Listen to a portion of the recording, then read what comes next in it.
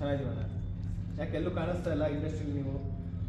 ಇಲ್ಲ, ಒಂದು ದೊಡ್ಡ ಮಟ್ಟಕ್ಕೆ ಈ ಸಲ ಮೂವಿ ಮಾಡ್ತಾ ಇದ್ದೀನಿ.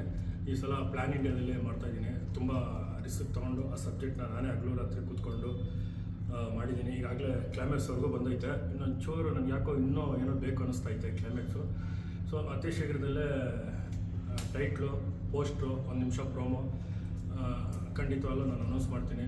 ನಿಮ್ಮೆಲ್ಲರೂ ಪ್ರೀತಿ ಸದಾ ಹೀಗೆ ಇರಲಿ ಅಂತ ಕೇಳ್ಕೊತಾ ಇದ್ದೀನಿ. ಈಗಾಗಲೇ ಒಂದು ಇದಕ್ಕೆ ಬಿಫೋರ್ ಮುಂಚೆ ಒಂದು ಮಾರಿಗುಡ್ಡದ ಗಡ್ಡದಾರಿ ಅಂತ ಮಾಡಿದ್ದೆ, ಅದು ನಾನೇ ಪ್ರೊಡಕ್ಷನ್ ಮಾಡಿದ್ದೆ. ಸೊ ಅವತ್ತು ಅದು ನನ್ನ ಕೈ ಹಿಡಿಯಲಿಲ್ಲ ಪಿಕ್ಚರು. ಅವತ್ತು ನಾನು ಅದೇ ತ್ರಿವೇಣಿ ಟಾಕೀಸಲ್ಲಿ ಕಣ್ಣೀರು ಹಾಕ್ಕೊಂಡು ಅಲ್ಲಿ ಶಪಥ ಮಾಡಿಬಿಟ್ಟು ಬಂದೆ.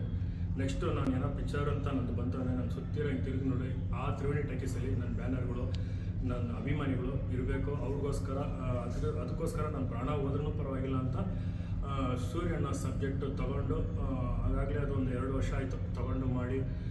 ನಿಮಗೆಲ್ಲ ಗೊತ್ತಿರಬೇಕು, ಅಂಡರ್ವರ್ಲ್ಡ್ ಪಿಕ್ಚರ್ ತೊಗೊಂಡು ಮಾಡಿದೆ.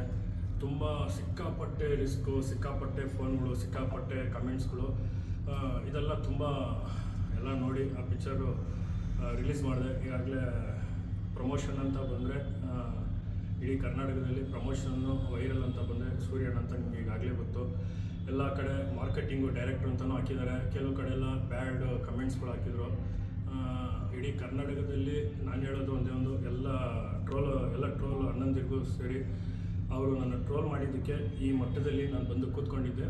ಸೊ ಎಲ್ಲೋ ಒಂದು ಕಡೆ ನನಗೆ ಒಂದು ಸ್ವಲ್ಪ ನಾನು ಅಂದ್ಕೊಂಡಿದ್ದು ನಾನು ಸಕ್ಸಸ್ ಮಾಡಿದೆ.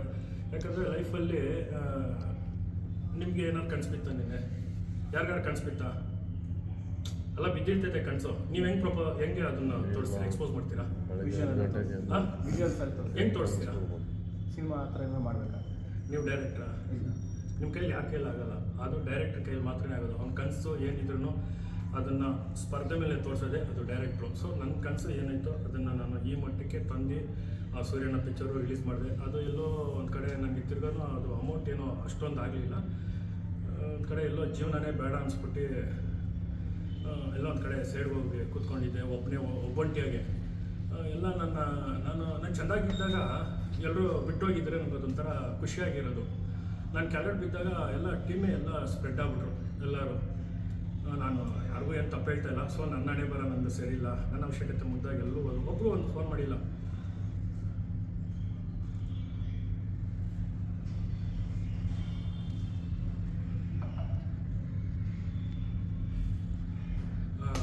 ಸೂರ್ಯಣ್ಣ ಹೆಂಗಿದ್ದಾರೆ ಅಂತ ಯಾರೋ ಒಬ್ಬರು ಫೋನ್ ಮಾಡಿ ಏನು ಕೇಳಿಲ್ಲ. ನನಗೆ ಅದೊಂಥರ ಖುಷಿ ಆಯಿತು.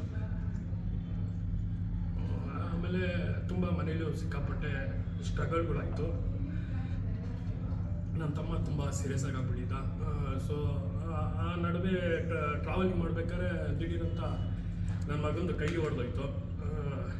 ಏನಿದು ಎಲ್ಲ ನಾನು ಬಿಟ್ಟು ಹೋಗ್ತಾ ಇದ್ದಾರೆ. ಒಬ್ಬ ಮಾತ್ರ ನನ್ನ ಜೊತೆಗೆ ಇದ್ದಾನೆ, ಅವ್ನು ಮಾತ್ರ ನನ್ನ ಬಿಟ್ಟು ಹೋಗ್ತಾ ಇಲ್ಲ. ಯಾರು ಏನಂದರೆ ಕಷ್ಟ. ನೀನು ಪದೇ ನನ್ನನ್ನೇ ನೀನು ಕಾಡ್ತಾ ಇದೆಯಲ್ಲೋ, ಎಲ್ಲರೂ ಬಿಟ್ಟು ಹೋಗೋಣ. ಅವ್ನು ಹೇಳ್ದಾಗ ಕಷ್ಟದವನು, ಅಣ್ಣ ನಿನ್ನ ಕೈಲಿ ಏನಾದ್ರೂ ನೀನು ತಡ್ಕೊಳೋ ಶಕ್ತಿ ನೀನಲ್ಲಿ ಐತೆ, ಅದಕ್ಕೆ ನಿನ್ನ ಕಾಡ್ತಾ ಇದ್ದೀನಿ. ನಾನು ಬಿಟ್ಟು ಹೋಗ್ಬೇಕಂದ್ರೆ ನೀನು ಒಂದಿನ ಸಕ್ಸಸ್ಫುಲ್ ಕಾಣ್ತೀಯ, ಅವತ್ತು ನಾನು ನಿನ್ನ ಕಣ್ಣಿನ ಕಡೆ ಇರಲ್ಲ. ನನ್ನ ಕಷ್ಟ ಹೇಳ್ತು. ಸರಿ, ಎಲ್ಲೋ ಒಂದು ಕಡೆ ಕೂತ್ಕೊಂಡಿದ್ದೆ. ಸರಿ, ಇನ್ನೇನು ನಾನು ಅಷ್ಟಕ್ಕೆ ಏನಕ್ಕೆ ನಾನು ಇಷ್ಟು ಕಷ್ಟಪಟ್ಟಿದ್ದೀನಲ್ಲ, ಯಾರಿಗೂ ಏನು ಕಾಣಿಸಿಲ್ವಾ? ನಾನು ಮೊನ್ನೆ ಬಂದಿದ್ದೆ ಡೈರೆಕ್ಟ್ರಲ್ಲ ಅಣ್ಣ. 19 ವರ್ಷ ಈ ಜರ್ನಿಯಲ್ಲಿ ಇದ್ದೀನಿ.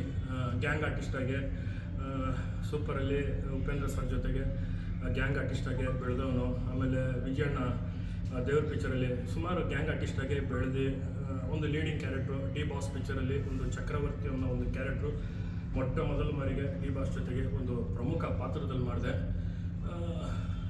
ಡಿ ಬಾಸ್ ಅಣ್ಣ ಅವತ್ತು ಎಲ್ಲೋ ನನಗೆ ಒಂದು ಸೋಲೋ ಡೈಲಾಗ್ ಇತ್ತು, ಅದು ಮಾಡಿದೆ.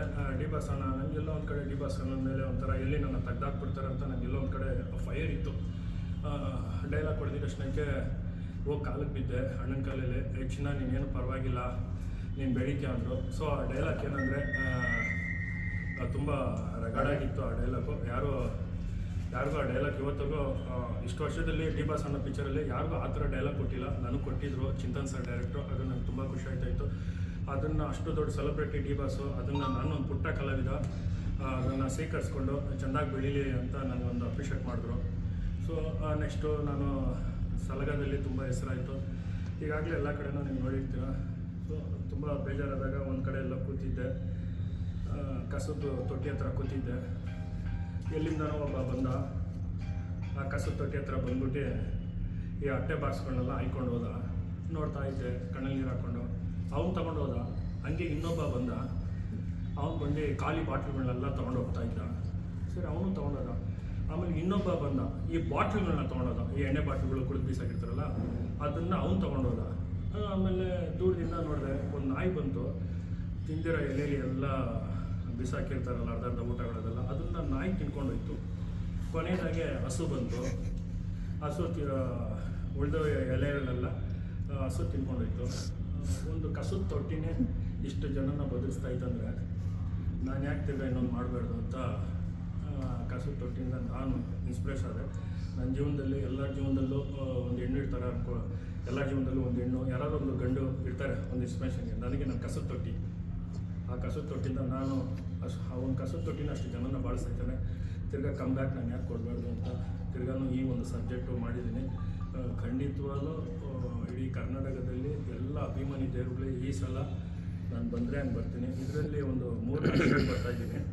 ಒಂದು 30 kg ಕಮ್ಮಿ ಆಗಬೇಕು, ತಿರ್ಗಿ 30 kg ಜಾಸ್ತಿ ಆಗಬೇಕು.